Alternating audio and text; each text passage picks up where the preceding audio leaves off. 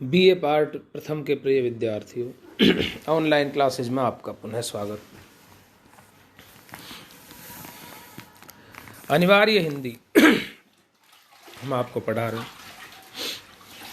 जिसके अंतर्गत सुमित्रानंदन पंत जी के कृतित्व और व्यक्तित्व के बारे में हमने आपको विस्तार से जानकारी।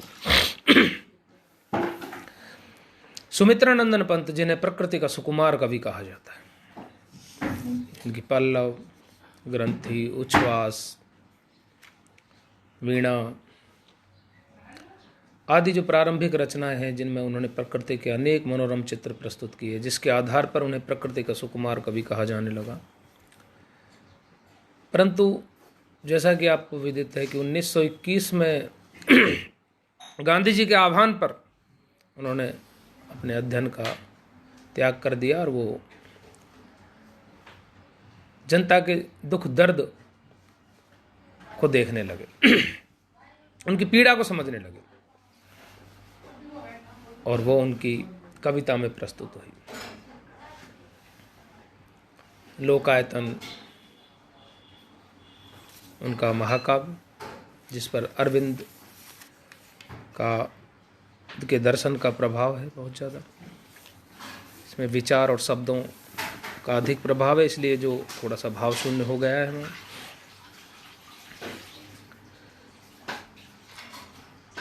युगांत, युगवाणी, स्वर्णधूलि, स्वर्ण किरण, ग्राम्या, सप्तशिखर, वाणी, पतझर और चिदम्बरा, उनकी जो कृतियां हैं, उनके आधार पर हम कह सकते हैं कि उनका जो अभावग्रस्त जनता है उनके प्रति स्वर मुखर हुआ है।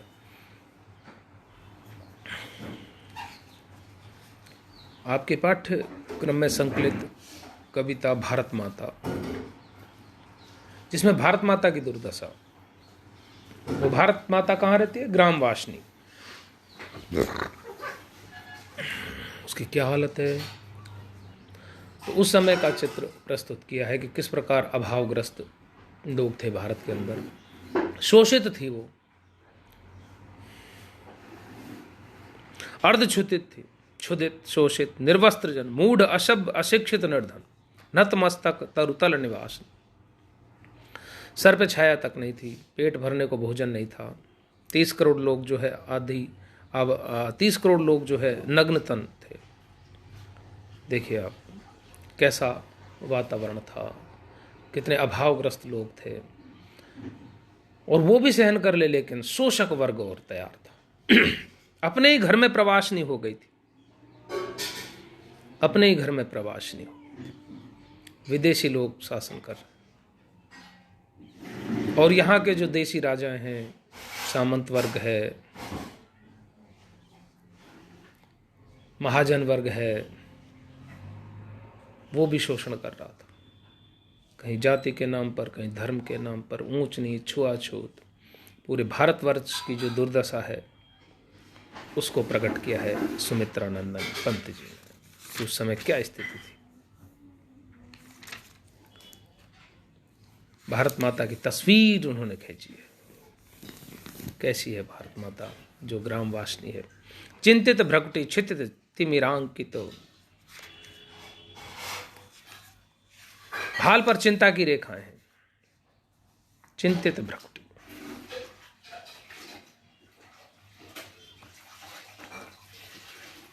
क्षितिज तिमिरांकित, और उसके क्षितिज अंधकार युक्त है, चारों तरफ अंधकार है। प्रकाश की किरण नहीं दिखाई देती, उजाला नहीं दिखाई देता, कोई ऐसा रास्ता दिखाई नहीं देता जिससे लगे कि भाई विकास संभव हो, देश आगे बढ़े, बेरोजगारी, भुखमरी दूर हो, समानता आए, स्वतंत्रता आए, भ्रातृत्व की भावना पैदा हो, ऐसा लग नहीं रहा है। इसलिए अंधकार में युग बताया है। उसका क्षितिज जो है तिम्रांकित है, अंधकार युक्त है। नमित नयन नभ वाष्पाच्छादित, देखिए आप, आंखों का जो आकाश है वो मानो वाष्प से भरा हुआ, पानी से भरा हुआ, भाप से भरा हुआ, आंसुओं से भरा हुआ है, मानो ओस से भरा, वाष्पाच्छादित। निराशा से भरा हुआ, ये कह सकते हैं आप उसे, निराशा से भरा हुआ। नमित नयन, नेत्र झुके हुए हैं, नमित नयन। देखिए आप, आनन श्री छाया शशि उपमित, आनंद की जो श्री है वो चंद्रमा की छाया का उपमान है। छाया शशि उपमित, ज्ञान मूढ़ गीता प्रकाश, ज्ञान से मूढ़ है, गीता को प्रकाशित करने वाली ये धरती माता आज ज्ञान से मूढ़ हो रही है, किंग कर्तव्य में मूढ़ है, क्या करें क्या नहीं करें। देखिए क्या व्यवस्था है भारत माता की। चिंतित भ्रक्ति क्षितिज चिम्रांकित, नमित नयन नभ बाष्पाच्छादित, आनन श्री छाया शशि उपमित, ज्ञान मूढ़ गीता प्रकाशिनी, भारत माता ग्राम वासिनी, ग्राम में रहने वाली भारत माता की दुर्दशा देश में। देखिए आप, ये वातावरण दिखाई दे रहा है। ये 1920 से 35 का चित्र हो सकता है। सफल आज उसका तप संयम, पिला अहिंसा स्तन्य सुधोपम, हरती जन मन भय भव तम भ्रम, जग जननी जीवन विकासनी। देखिए अंत में वो बहुत बड़ी बात कह जाते हैं कि उसका तप और संयम जो आज तक उसने साधे रखा, दुख पाती रही, क्षुदित रही, अर्धनग्न तन, अपने ही घर में प्रवासनी, क्या क्या शब्दों का प्रयोग किया है उनका। उसका तप मानो संयम जो है आज सफल हो रहा है। ये जब आंदोलन चल रहे थे और उस आंदोलन में अहिंसा प्रमुख थी, गांधीवादी आंदोलन थे, तो शायद उसका वो उसमें कहीं ना कहीं प्रकाश देख रहे हैं सुमित्रानंदन पंत जी, और कह रहे हैं कि सफल है आज उसका तप। उन्होंने अपने इस दूध पिलाया है, अमृत के समान दूध पिला दिया उन्होंने अहिंसा का हम सबको। और आज हर जनता का, जन का मन का जो भय है और ये संसार में जो अंधकार है, भ्रम है हम सब में, उसको मानो वो अब अहिंसा के आंदोलन के द्वारा हर रही है। वो जगत की जननी है और जीवन को प्रकाशमान हो रही है। तो ये एक आशा की किरण भी उन्होंने बताई। गांधीवादी उस दिनों आंदोलन जो चल रहे थे अहिंसा के, उसका उन्होंने समर्थन किया है और कहा है कि यह दूध हमें इस धरती माता भारत माता ने ही पिलाया है। अमृत समान दूध है ये अहिंसा का, जिसके कारण हमने जनता के मन का जो भय है वो हर रहा है। इस संसार का जो अंधकार फैला हुआ है भारत माता, भारत देश में जो भ्रम फैला हुआ है, उसको हर रही है ये जग जननी जीवन विकासनी, और जीवन को विकास की ओर अग्रसर कर रही है। भारत माता ग्रामवासिनी, दैन्य जड़ित अपलक नत चितवन, अधरों में चिर नीरव रोदन, युग युग के तमसे विशस्न मन, वह अपने घर में प्रवासनी। कैसा दैन्य भाव, कैसा चित्रण किया। परंतु अंत में उन्होंने कह दिया कि सफल आज उसका तप संयम, पिला अहिंसा स्तन्य सुधोपम, हरती जन मन भय भय तम भ्रम, जग जननी जीवन विकासिनी, भारत माता ग्राम वासिनी, ग्राम में रहने वाली भारत। लेकिन अब जीवन विकसित हो रहा है और ऐसा हुआ भी। भारत देश आजाद हुआ, हमने विकास की ऊंचाइयों को छुआ, हम चांद पर गए, मंगल पर चढ़े, और विकास की ओर निरंतर हम अग्रसर हैं। हमने बहुत कुछ विकास किया है।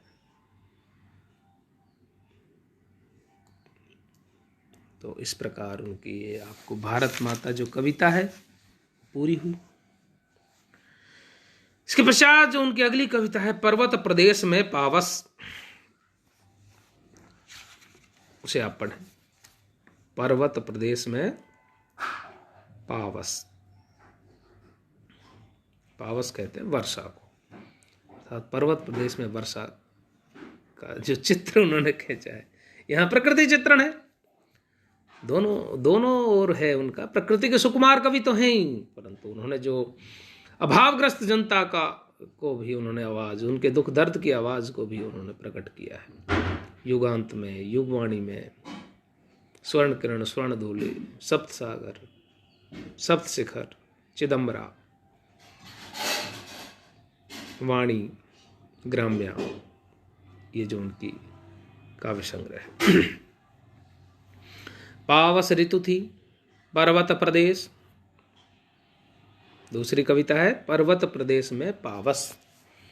तो पावस ऋतु थी, वर्षा ऋतु का समय था, और प्रदेश कौन सा है? पर्वत प्रदेश। अल्मोड़ा की अमराइयों में रहे हैं वो तो। पावस ऋतु थी पर्वत प्रदेश, पल पल परिवर्तित प्रकृति वेश। पल पल प्रकृति का वेश है वो परिवर्तित होता रहता है वर्षा ऋतु में। बादल आए, फुहारें पड़ी, अचानक कहीं सूर्य दिखाई दे जाता है। सूर्य दिखते ही उधर वर्षा, उधर थोड़ा सूर्य, इंद्रधनुष की सतरंगी छटा दिखाई देती है। पल पल परिवर्तित प्रकृति वेश, प्रकृति का वेश पल पल में परिवर्तित होता रहता है। पर्वत प्रदेश में जब बारिश होती है, बरसात होती है, वो वातावरण देखिए। मेखलाकार पर्वत अपार, पर्वत कैसे हैं? करधनी के आकार के, मेखलाकार, मेखलाकार पर्वत अपार, अपार पर्वत है बहुत सारे।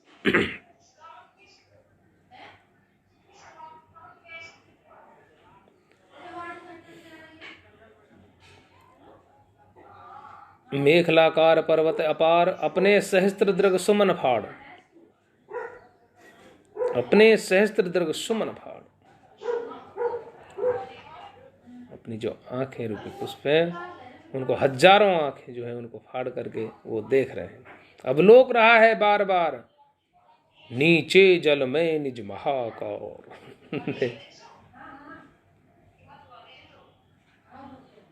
अपने सहस्त्र दृग सुमन फाड़, अपने जो हजारों नेत्र हैं उनसे नीचे जल में अपने महाकार को निरख रहा है पर्वत।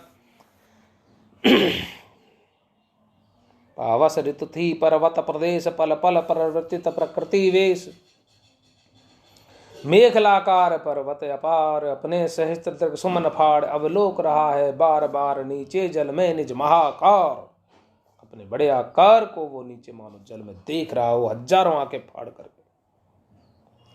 जिसके चरणों में पलाताल दर्पण सा फैला है विशाल, उस पर्वत के चरणों में जो ताल पनप रहा है, तालाब है, झील है, मानो दर्पण की तरह स्वच्छ फैला हुआ है, विशाल फैला हुआ है, जिसमें वो अपने प्रतिबिंब देखते हैं। कौन? पर्वत।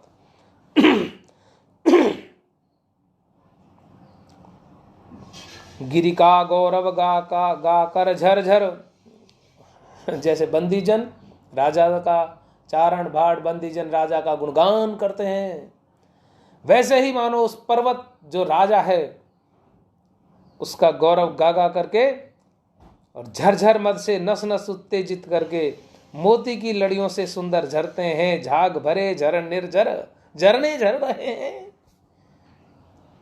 उस पर्वत राजा का गुणगान कर रहे हैं। गिरि का गौरव गा का कर झरझर, उस पर्वत का गौरव गान कर रहे हैं, झरझर बह रहे हैं।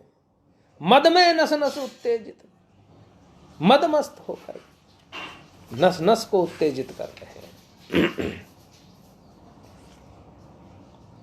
मोती की लड़ियों से सुंदर, मोती की लड़ियों के समान सुंदर झरने ऊपर से झर रहे हैं, झर झर झर करके झरते हैं। झाग भरे निर्झर, झाग से भरे हुए झरने झर रहे हैं, और वो उनकी जो मृदुल ध्वनि निकल रही है, उससे गान निकल रहा है, मानो बंदी जन गुणगान कर रहे हो राजा के, पर्वत रूपी राजा के गुणगान कर रहे हैं। झरने झर झर, गिरि का गौरव की गाथा गा रहे हैं। झरने झर झर, गिरि का गौरव गा कर झर झर, मद में नस नस उत्तेजित कर, मोती की लड़ियों से सुंदर झरते हैं झाग भरे निर्झर। झरने झर रहे। कितनी सुंदर कविता है, प्रकृति का कैसा चित्र है। पर्वत प्रदेश में पावस, वर्षा ऋतु का, वो पर्वत प्रदेश में जो वर्षा होती है, विशाल पर्वत, हजारों आंखों से मानो अपने आप के महाकार को देख रहा है, नीचे उसके पैरों में ही पल रहा है ना वो ताल, जो विशाल ताल है, उसमें देख रहे हैं। पल पल परिवर्तित प्रकृति वेश, पल पल में प्रकृति का वेश बदलता रहता है। इस प्रकार से भारत माता कविता के पश्चात पर्वत प्रदेश में पावस, हम आपको आधी कविता पढ़ाइए। अगले वीडियो में हम आपको इस कविता को पूरा करेंगे। तब तक के लिए धन्यवाद।